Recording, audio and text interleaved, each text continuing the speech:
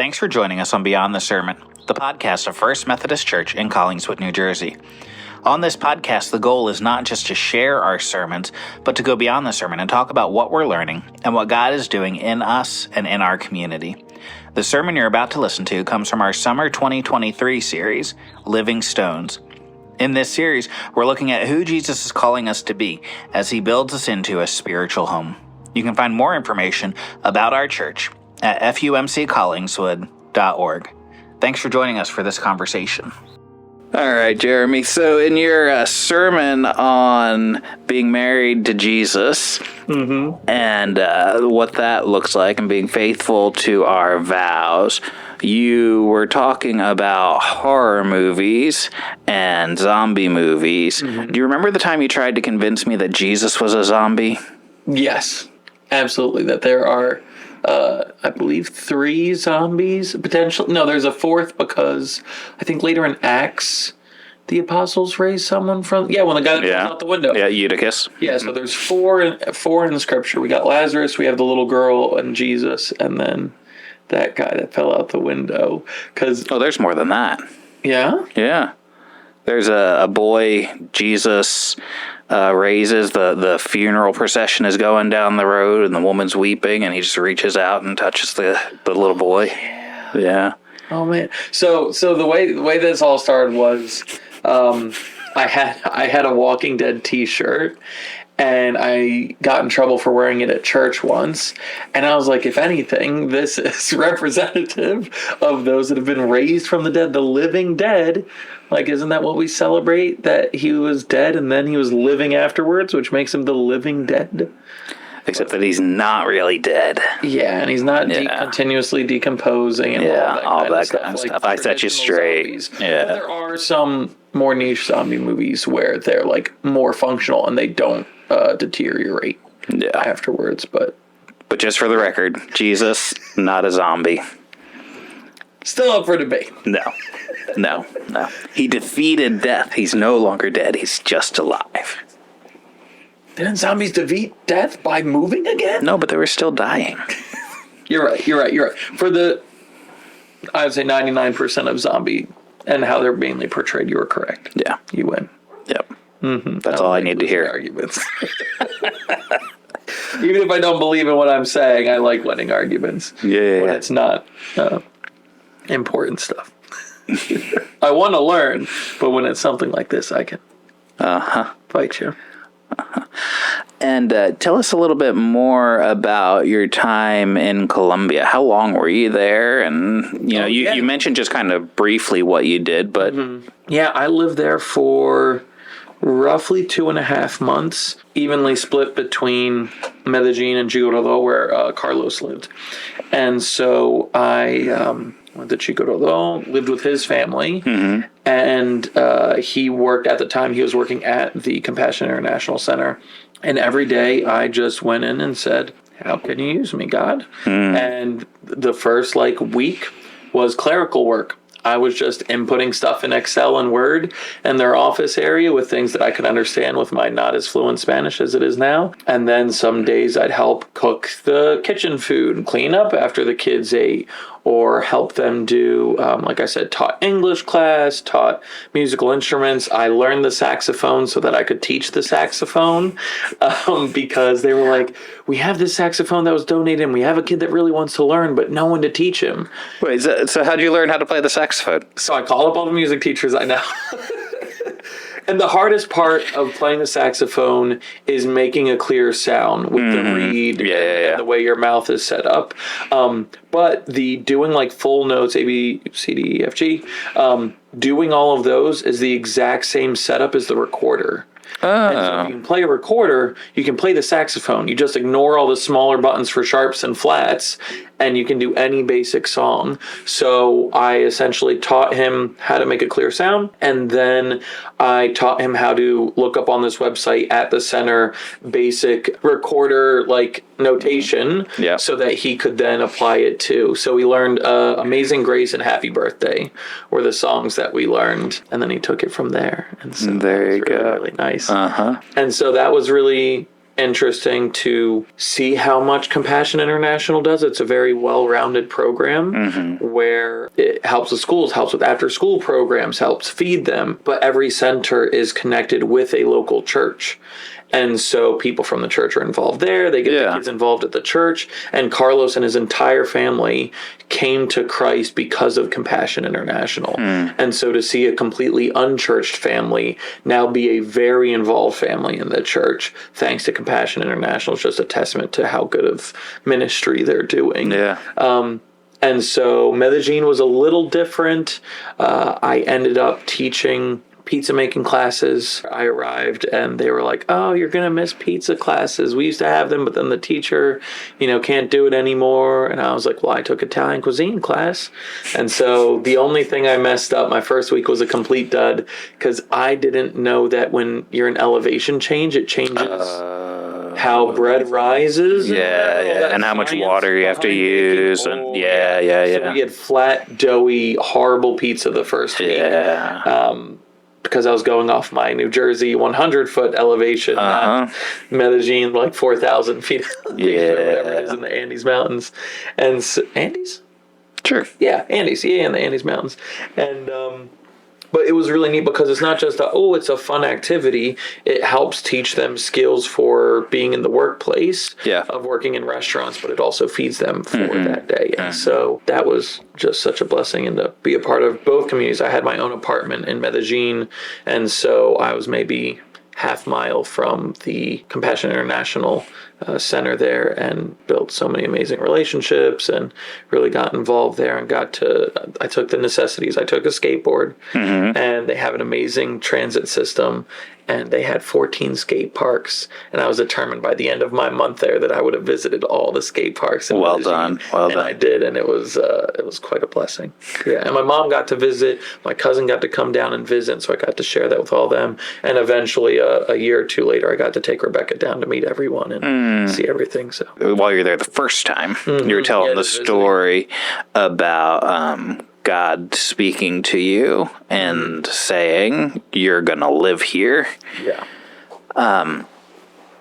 Was that the first time you'd had an experience like that of hearing from God? Yeah. Anywhere close. Like I hadn't even, or at least I didn't acknowledge it and wasn't aware of it at the time. But I can't even think of another time where I felt like the Spirit pushing me in a direction or giving me discernment in a certain area. I never recognized that push even before that. And so like whenever people are like, I've never heard from God, or I've never even felt a push from the Spirit, for me it wasn't like he reveals himself more and more the more and more you're faithful, because that's not like how it happened for me personally.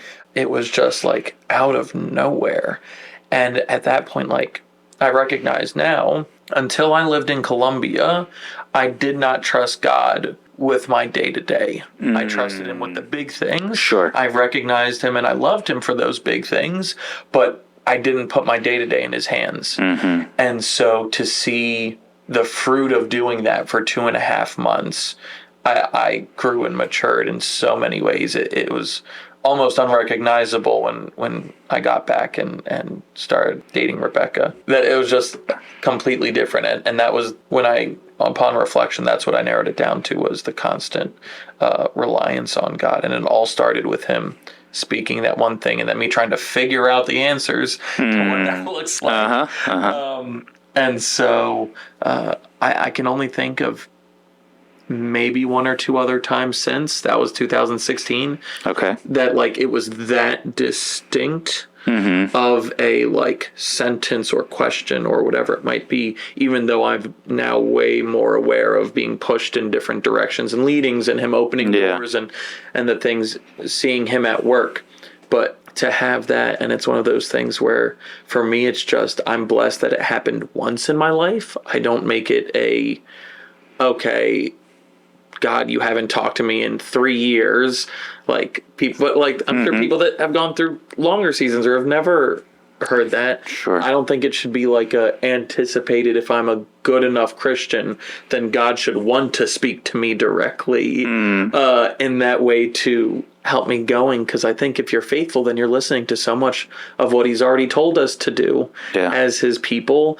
And So what are some of the other ways that you feel his leading and guiding and nudges? Like if it's not a direct like a voice, like thing that feels outside of myself completely. Sometimes I'll just be in church and I'll see someone that I see regularly, see them every week in church, and it's just like that. You should say hi to them today. It's like, you have 4 other people you have to talk to after church because of whatever ministry things going on.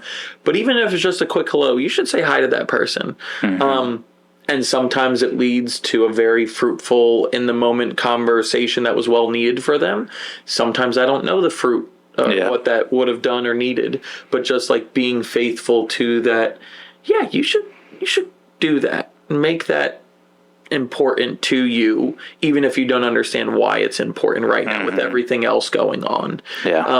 Or sometimes when I hear of a tangible problem of someone I'm serving in ministry, whether it be financial or they need to get some sort of task done and it's overwhelming, and just kind of feeling that push of, you can provide that for them. It's not a prayer. It's not a Bible study. It's not like what's anticipated in your job from most people's perspective to provide, but like you can help them afford that thing, or you can help them do the chores in the house that are stopping them from, I don't know, this one didn't really happen, but I'm sure something like this has happened or will happen. I just come into my mind like, oh, I can't make it to the retreat this week because I have to get these things done that weekend. I won't be able to. Like, okay, well then how about I come Thursday, crank that stuff out, and then you're good to go get that fruitful time with the body.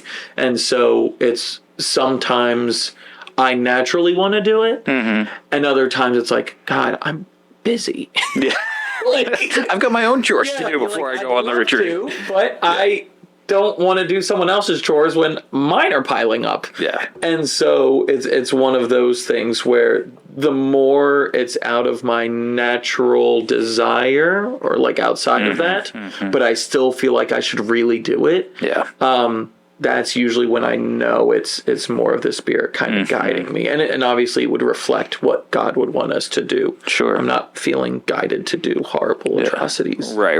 At least not by the Spirit. Right, but there are times where we feel an impression or a leading or something where we do want to check it, right? We want to make sure that it's what God is really saying, and it's not just some desire within us or some guilt within us. We want to make sure that it is what God is saying. A lot of times when I'm working on, sermon series for the future or, what I'm going to preach about, there'll be that kind of back and forth like, oh God, is this what you want me to talk about? Is this where you want me to go? And kind of waiting and seeing, like, do I feel a peace about that, or is there an uneasiness?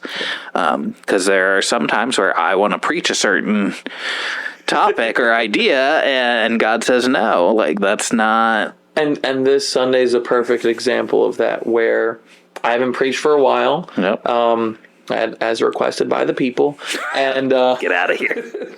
And so through this time since I last preached, I'd been like inspired, like, oh, that would be a really good sermon. Let me start putting it in one of my 4 notebooks. Let me, get those things down. And I was like, so the next time that I'm allowed to kind of preach on whatever, then I have these kind of already on deck ready to go. And when we got a date for this and I started praying for it, just praying and praying. And after a month, it was like, I don't think any of these are what God wants me to preach on right now. And I'm really annoyed about that. Why would you give those to me now, or at least those like seeds planted now, if like I can't save myself time? And so once I started, like, I think I told Sky, it wasn't until maybe a week and a half ago-ish, maybe. I was already like tinkering with like certain things, and then like just at night, it just started all piecing together. all the like big chunks of it were piecing together. So I was up for like 2.5 hours trying to sleep and just felt like, no, I need to write this down now because it's all fresh and it's all making sense to me now. So hopefully later it'll make sense to somebody else. And then started tying it in, and I'd already been reading all of that scripture. And so all those scripture just naturally kind of flowed into it. But yeah, it was, and then just feeling at peace with it last night. Like last night, I'm final touches, practicing it in the great room, which is another blessing from living next door now. And, you know, just like, okay, God, if you want to change anything, change it. Because I just want your message to get out to your people.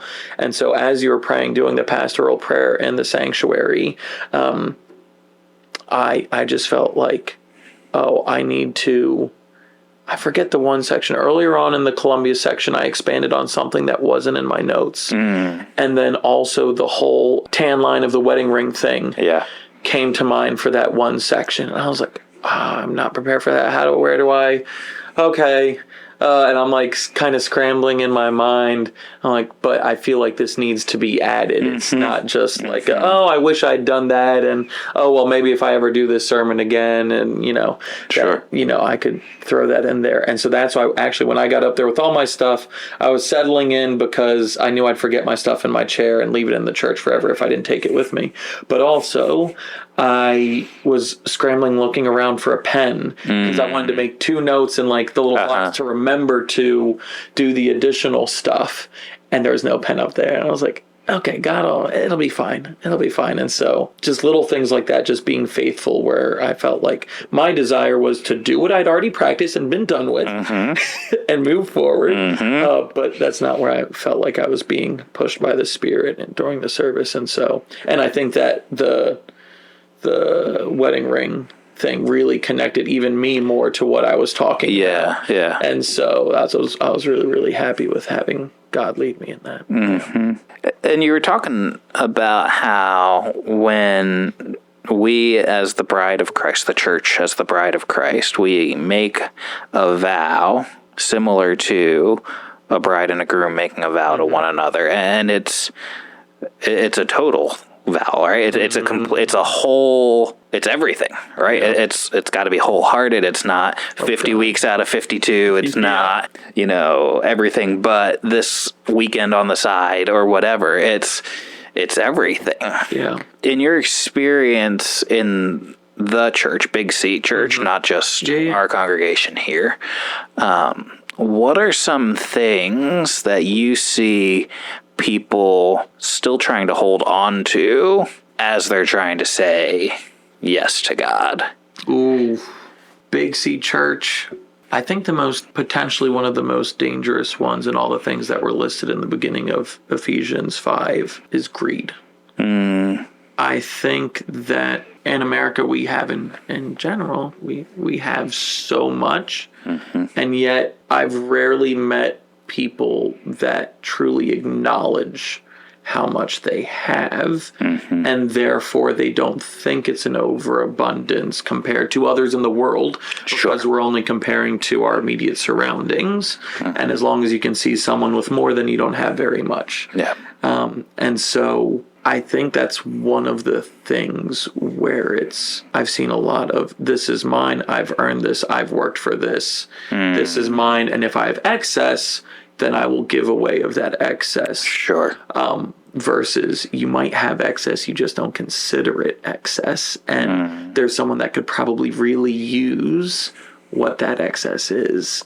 So I think holding on to just like physical things, I've seen a lot in the past. And then, I don't know, just essentially almost any activity that you do with your friends that you had before coming to the faith, people that aren't believers, and sometimes, depending on where you go to church, other people that you attend church with. But it's like this is what we always did. And so if I don't do this, then how will I relate to these people? And so I think that's usually a fear we put onto ourselves. And if they're good friends and great, people that like those things shouldn't be the determining factor of your relationship. Yeah. Depending on what it is, whether it be excessive drinking and getting into debauchery, as I think it's somewhere else in Ephesians.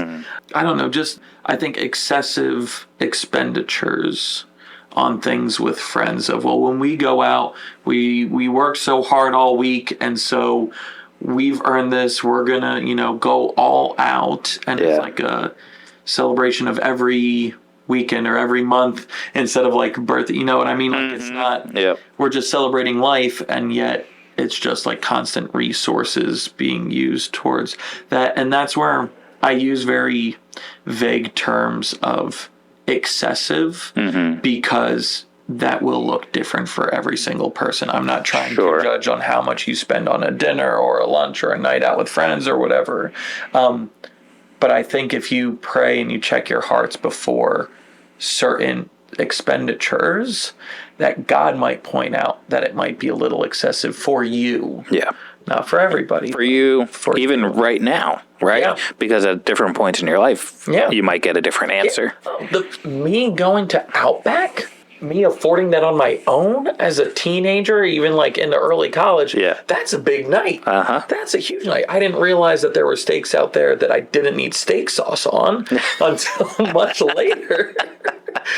But that was a huge deal, and that's like a great night out. And so now it's like we'll just settle for Outback. Like right.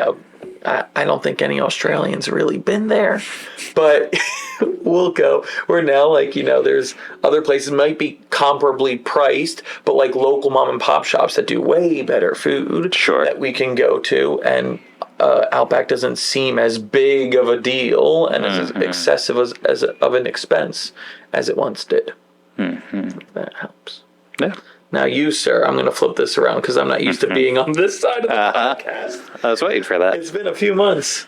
When was the first time that you felt like you heard a specific phrase from God? Summer I was going into 7th grade. What did he say? He said, "Are you only going to serve me when things are going well?" It was the summer after my mom had been diagnosed with cancer. All that fall, she went through, surgery and radiation and all that kind of stuff. And I was just angry. And I kind of had the mentality that if I follow Jesus, everything in my life will work out just fine. And so when it didn't, I was angry. And I didn't know if I was going to serve him. But he kind of called me on the carpet, said, "Is that what this is? Is that all this is? And so, are you only going to follow me when things are good?" And in that moment, I knew he was trying to get after all of my heart, not just when things are good, not just when things are happy and shiny and all that kind of stuff. First time I remember. Well, here's the thing, because sometimes I have asked for specific things or kind of been at my wit's end and gotten a direct do this. But what I've found is the motive of my heart makes all the difference in the world. And whether I'm seeking the answer or the one who answers, and sometimes I've taken question and not gotten an answer. And that has to be okay too. Sometimes I've asked the question or whatever and gotten the answer I didn't want. And that has to be okay. Yeah. But if we're going to Jesus asking a question for which there's only one right answer for him to give us, we're not going to be able to hear, because what we're really looking for is him to bless the decision we've already made, rather than asking him what his will is in that situation and what role we play in that. I don't know if you have any other examples besides a greeting or helping an individual in a certain way that you felt nudged. And you talked about sermons, but is there any other area in which you feel like there's a tangible nudging of the Spirit, a spirit nudge? Are we making stickers and merch off of that? A spirit nudge towards a decision, towards whatever it might be. I was driving last year and just felt this, call Joanna. It's like, okay. And I knew this is a friend of ours, and she was going through a difficult time. And called, she said, your timing was perfect. Like, I'm in the car alone for the first time in 3 days because of all the stuff that's been going on. And I can actually talk, and thank you for calling and checking in. So, like, that similar kind of nudge of have the conversation, have the interaction. That's wild. Oh, no, just because I completely forgot about sometime this year, time's fake, where I was driving to church, and I was at that stoplight on 130 in Mount Ephraim. I don't know what it is, that really confusing one that someone horribly designed. Yeah. And I just got the urge. I was like, you should reach out to your friend Tori. I was like, I just saw her a couple weeks ago. Like, she's fine. We catch up every few months whenever we can. He's like, just text her now. Like, that's the it didn't feel like a verb, but it was like, yeah. And so I was like, okay, so I'm at the red light, and I don't usually text while driving. Right. And so I was just like, hey, thinking of you today. Just wanted you to know that I love you and praying for you. And she texted back, oh my gosh, so crazy. I'm at my uncle's funeral, and I had no idea that her uncle had passed. Yeah. And so we were able to catch up later on, but it was one of those things like not knowing that she needed love and comfort in that moment. And I didn't even know that, like, I could have been there for the funeral. Like, sure. So, like, I would have loved to be there in person, but, to just have that, like, heavy push at the most inconvenient time. I had one of those this summer. But another time, kind of different than that kind of, was one time we were in Uganda. And I've shared this in a sermon before, so some people may have heard it. I don't expect people to remember every illustration that I use.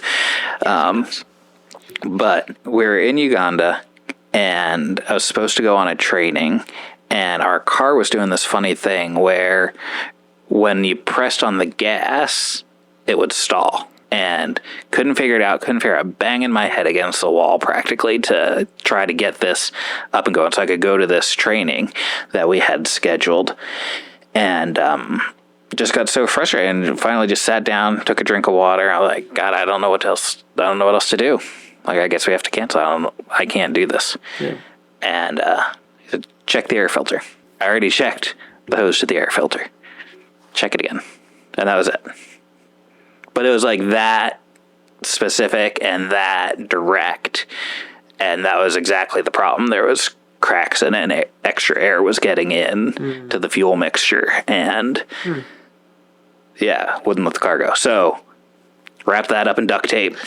And it was good enough to get to our mechanic in the capital, and he was able to... So if you're looking for any car repairs, just reach out to Pastor Scott. He'll come over with a roll of duct tape, get you all fixed up. Yeah, I'm sure that fixes most modern cars. But that was one of those ones where it was very clear. It was clearly not me, because I was arguing with the answer. Yeah. But it was very direct and fixed the problem.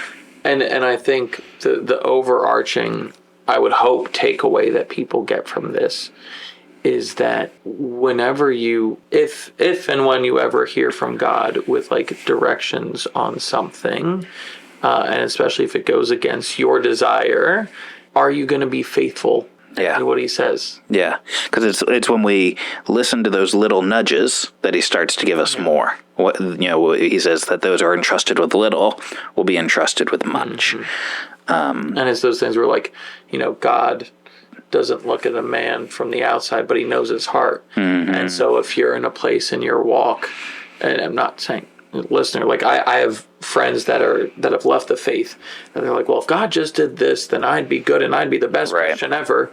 It's like, I think he knows your heart with that answer, and that if he did do what you wanted to prove himself enough to you, it's still an excuse not to. You still wouldn't follow through with what he'd want to call you to do. Yeah. And so just to say yes to whatever he leads you to. But I do think he wants to speak to us. Absolutely. And I don't think his heart is for that to be once-in-a-lifetime kind of experience. But we're also not guaranteed it. But we're not guaranteed it. I Sure. feel like the being the content if it never happens, Right. while also urgently anticipating it. Yeah. And that's one of the harder things, I think, for me to balance. Yeah. And I think the thing to keep in mind, though, is for me and for other people I've talked to, it comes out of seeking him, not seeking an answer, not seeking a word, not seeking the manifestation, but just seeking him and being content in him. And he's worth it. Yeah. If we're going to be the bride. Yeah. Well, that's our conversation for today. But that doesn't mean the conversation is over. We'd love to hear your thoughts on these topics as well. To ask a question about anything we've discussed in this episode or to join the conversation, you can head over to fumccollingswood.org/podcast. Thanks for being part of this conversation.